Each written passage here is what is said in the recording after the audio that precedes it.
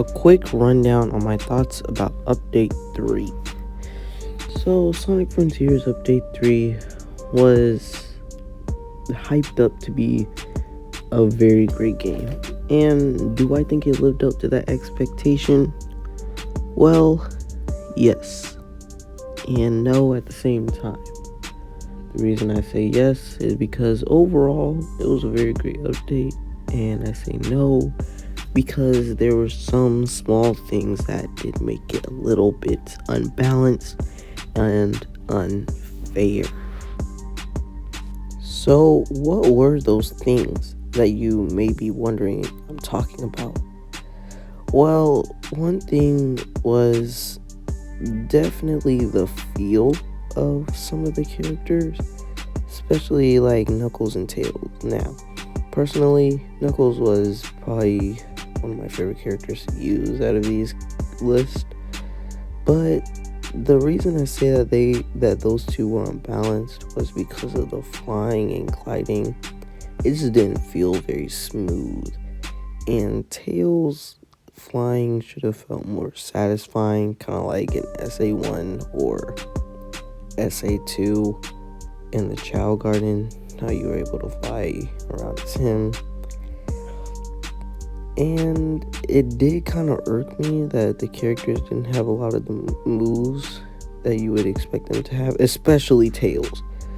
Now, I found out that Tails didn't have the homing attack the hard way, and it was when I was on my way to do one of the important quests that you have to do as him, where you have to go off the island and I have to do all this platforming, and I didn't know what I was doing. But the good part of the game was that, like I said in my previous video, the ending did get redone, and it was a lot better. And this transformation sequence was really good. And to be completely honest, Sega was cooking with this final boss fight with the whole 2 phases, because I really wasn't expecting them to keep the first part of the Supreme boss fight.